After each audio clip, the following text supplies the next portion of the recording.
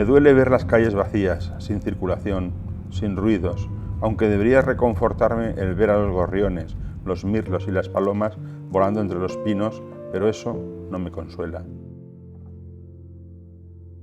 Me duele ver la playa en estos días de Pascua, con unas vallas azules y una cinta de plástico que la policía ha puesto para impedir el paso.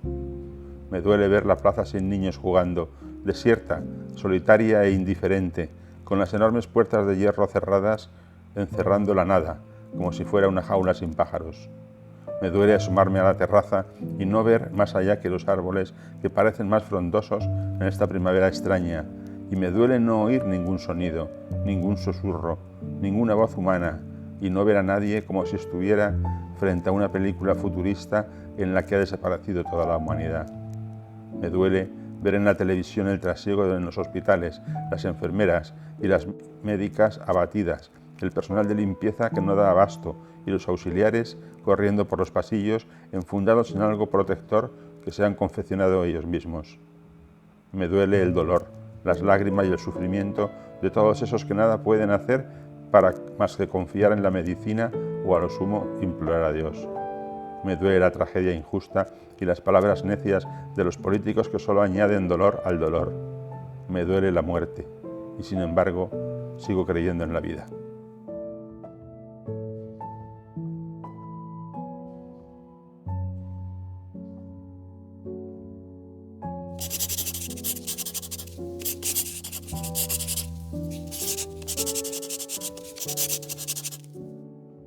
Estamos en la playa Racó de Mar, la playa de Canet de Mereguer, un lugar privilegiado del litoral mediterráneo, cerca de Valencia y a escasos 2 kilómetros de Puerto de Sagunto, la población donde yo nací.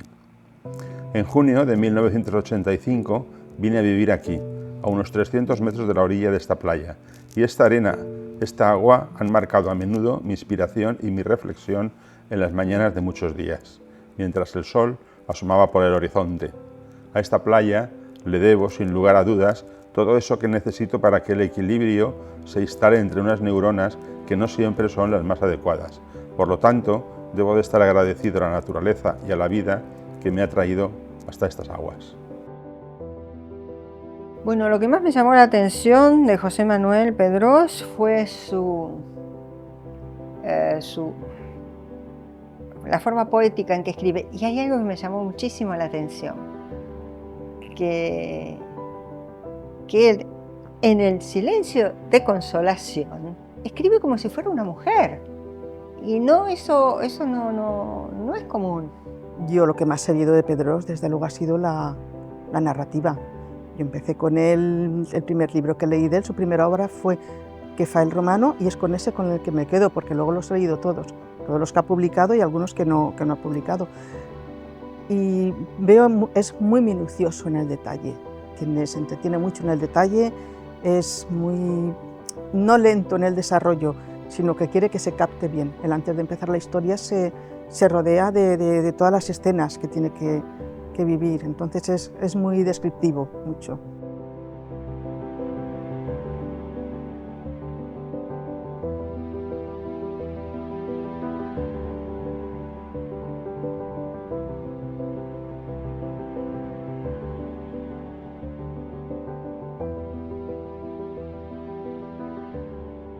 Una mujer puede meterse dentro del papel de un hombre o al revés, ¿no? O un hombre en el papel de una mujer. Quizá la sensibilidad que uno pueda tener, no sé, influye en eso, no lo sé.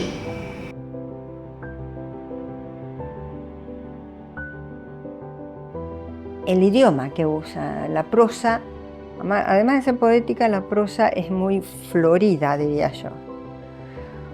Pero en Beatrice él demuestra un gran conocimiento de la pintura, que después supe que él pinta, entonces por eso el conocimiento de la pintura.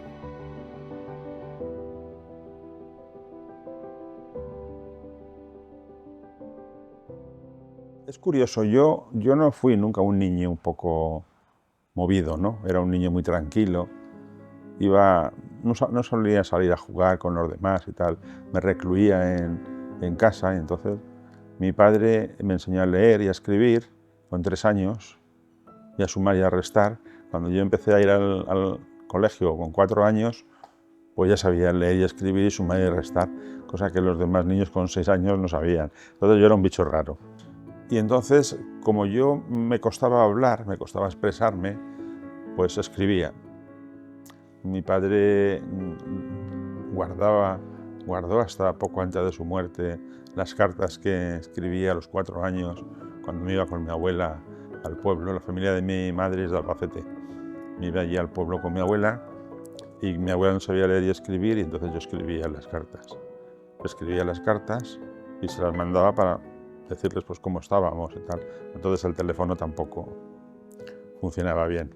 Todas las señoras mayores que habían allí eran todas familia de mi abuela, muchas cuñadas, y no sabían ninguna leer ni escribir.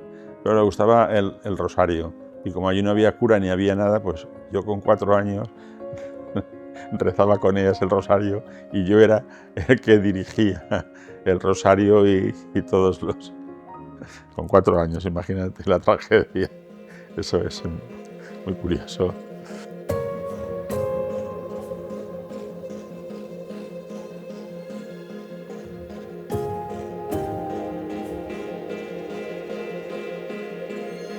Es muy difícil abrirse paso en el camino de la literatura, no, el camino del arte en general. Y es complicadísimo. Cualquiera que quiera ser escritor lo que quiere es publicar, ver su nombre estampado en la portada de un libro, estar en los escaparates de las grandes librerías, que se hable de él pues, en los clubs de lectura, etc. ¿Cuáles son los principales inconvenientes? Pues que las grandes editoriales apuestan muy poco. Tienes que luchar mucho, abrirte camino, tal, ganar algún premio literario, que tu nombre empiece a sonar un poquito y a partir de ahí a lo mejor te vas haciendo un poco de sitio. El escritor tiene que leer, ser un buen lector, ¿vale? Tiene que leer de todo un poco, tiene que saber lo que se está publicando, tiene que saber qué es lo que funciona, qué es lo que le gusta a la gente. Tiene que tener su formación, formación literaria o lingüística, si es posible ser filólogo, en fin, dominar el idioma, dominar todos los recursos del lenguaje, que es su herramienta de trabajo, y luego tiene que trabajar mucho, tiene que levantarse temprano, como el que va a la oficina, ducharse, tomarse su café y sentarse frente a la libreta, frente a la máquina de escribir, frente al ordenador, a las 7:30 de la mañana, a las 8 de la mañana, da igual, y ponerse a escribir. No vale eso de no, yo escribo cuando viene la inspiración, etc. Eso son tonterías. Nada, uno tiene que ponerse a escribir y trabajar mucho, todos los días. Escribir siempre ha sido lo que más me ha llenado. Hablar no hablaba mucho, no tenía mucha fluidez verbal, pero en cambio por escrito sí que me desenvolvía bien. La primera novela que escribí fue en el año 91, la publiqué y luego estuve una temporada muy alta sin publicar nada. Me presenté a varios concursos, quedé finalista o gané algún premio de narrativa breve y también un premio de poesía en Vigo. El libro ese de poesía se publicó y luego publiqué 2 más de poesía. Y luego las novelas y el último que he publicado de relatos breves, 21 relatos.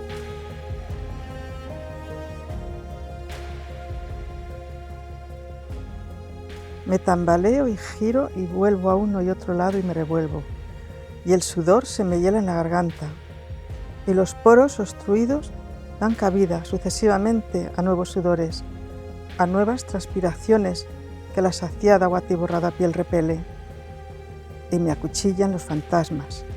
Y caigo en el vacío y vuelo hacia las nubes.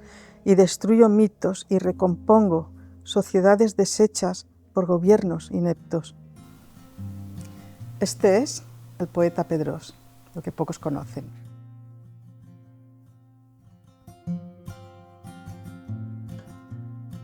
Como poeta también hace una labor destacable, ¿eh? Creo que es un grandísimo poeta.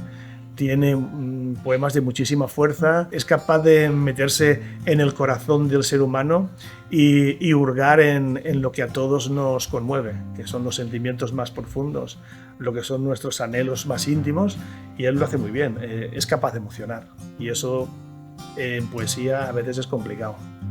él lo hace muy bien. Y desde que empiezas a leer una novela suya hasta la última página eres incapaz de abandonar.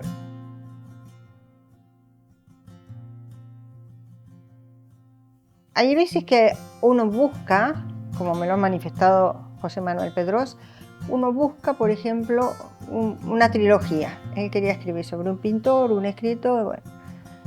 Él busca una trilogía y se va metiendo en el tema. Y muchas veces los personajes se escapan.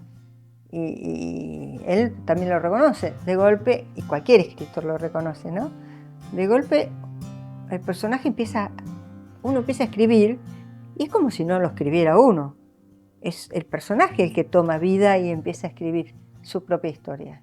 Un libro se documenta, se va al núcleo, se rodea de todo. Yo no sé, yo sería incapaz porque muchas veces empezamos a escribir sin saber lo que vamos a escribir. Y a medida que vamos escribiendo, pues nos vamos documentando y vamos, pues esto lo aprovecharía. Él no, él desde primera hora tiene un esquema y se ciñe a lo que quiere contar. Sí, sí, es muy importante documentarse, es fundamental. Tienes que documentarte porque por mucha fantasía que tú quieras echarle a la novela, ¿no? Pues hay una serie de datos y de circunstancias y de cosas pues que tienes que decir lo que realmente son.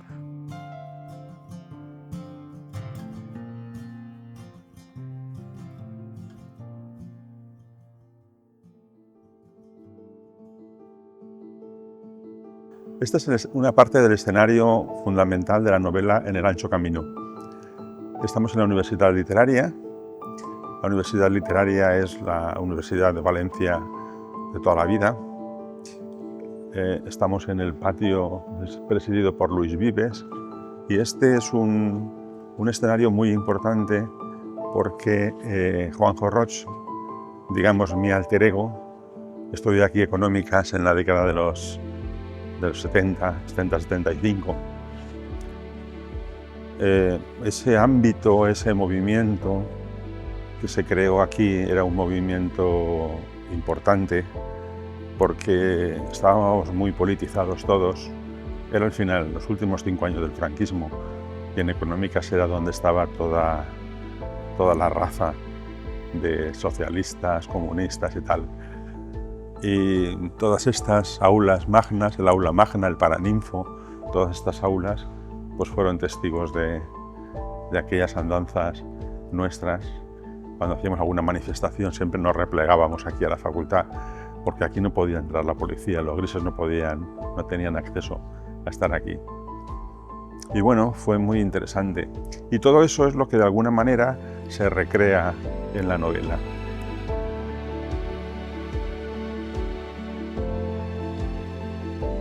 Aquel año fue muy movido para todos. El patio que presidía Luis Vives era nuestro cobijo, nuestro bastión donde nos protegíamos de la policía. Cuando organizábamos alguna manifestación cerca de la facultad, siempre nos replegábamos hacia el edificio, donde llegábamos después de haber ido sorteando las diversas calles y tras habernos desperdigado huyendo de los grises que rezumaban odio hacia nosotros. Quizá eran tan parcos en cultura, tan lelos, que eso era lo que les hacía sentir hacia nosotros ese desprecio visceral, el saber que nosotros éramos superiores y que estábamos adquiriendo una educación y unos conocimientos que ellos nunca llegarían a conseguir. Y esto no lo digo yo porque me considero superior a nadie, no es eso, pero quizá ellos sí querían demostrarnos que eran superiores físicamente, porque en otros ámbitos no lo eran. Sin embargo, a pesar de las persecuciones a las que nos sometían, no se atrevían a entrar en el recinto universitario. Es posible que lo tuvieran prohibido por sus superiores o lo consideraran como un santuario que no debían profanar. Los que sí se atrevían, aunque recibiesen el abucheo de todos, eran los guerrilleros de Cristo Rey, que en cooperación con la policía nos perseguían con sus cadenas allá donde no llegaban estos. Muy claro y muy llano cuando escribe. Es claro y llano, y no lo veo que intente meter mucha metáfora, ni lirismos, ni palabras rebuscadas tampoco en su. Lo veo una forma de escritura muy clara, muy serena y muy meditada. hay que decir una cosa, Pedrós es también un personaje, un escritor muy comprometido políticamente, políticamente y socialmente muy comprometido, y eso es muy de valorar, muy de valorar. Entonces él no tiene pelos en la lengua, no se muerde la lengua, y él suelta lo que tenga que soltar en boca de los personajes o quien sea, pero bueno, de alguna manera sabes que se va posicionando. José Manuel Pedrós lo que tiene es que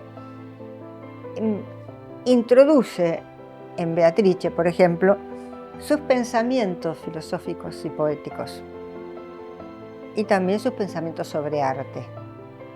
En cambio, en El silencio de consolación, él lo que introduce mucho es el interior del país, de España. Entonces, uno va conociendo determinados lugares de España a través del libro. Son 2 o 3 lugares, ¿no? Y sobre todo habla mucho de Valencia, cosa que me puso muy feliz porque vivo en Valencia.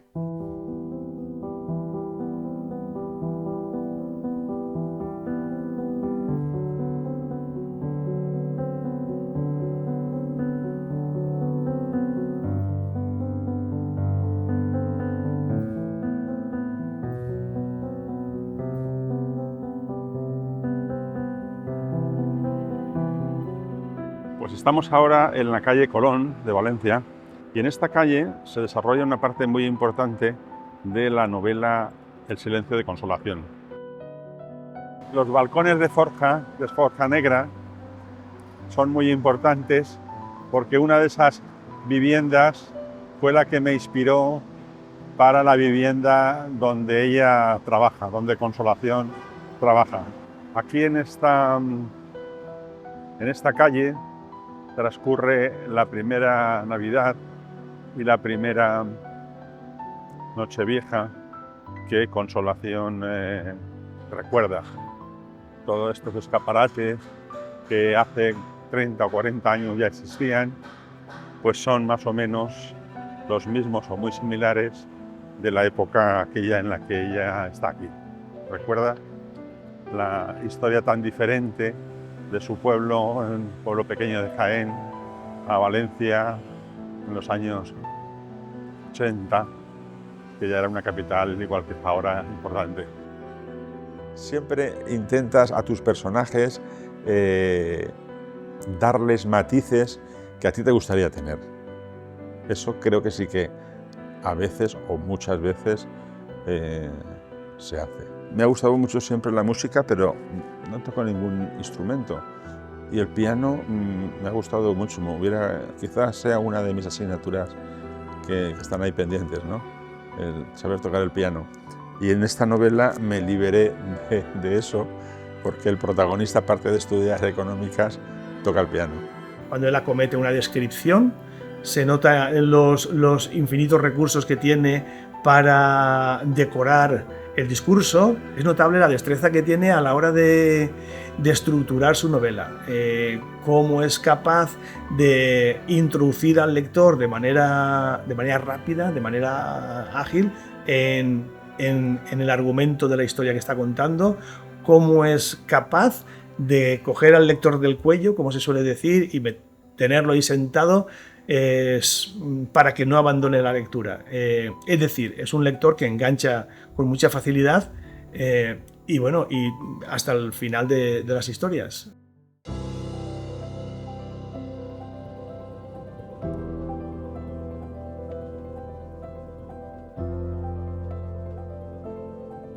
Esta es la playa de Alboraya, Porsa Playa. Es una playa que está relativamente cerca de Valencia y que en la década de los 80, 90, pues tuvo mucho éxito. Las construcciones son todas muy pintorescas. Hay una especie de entrada del mar simulando a Venecia. Y este edificio que tenemos aquí enfrente, el de la cúpula, es un edificio que siempre me causó verdadera admiración. Y ahí es donde se desarrolla una parte de la novela El silencio de Consolación. Consolación va buscando, cuando ya se ha establecido en Valencia y ha adquirido cierto nivel económico, pues va buscando un apartamento en la playa, que esté cerca de Valencia, y ese es uno de los apartamentos que más le ha llamado la atención, porque la verdad es que de unas vistas espectaculares.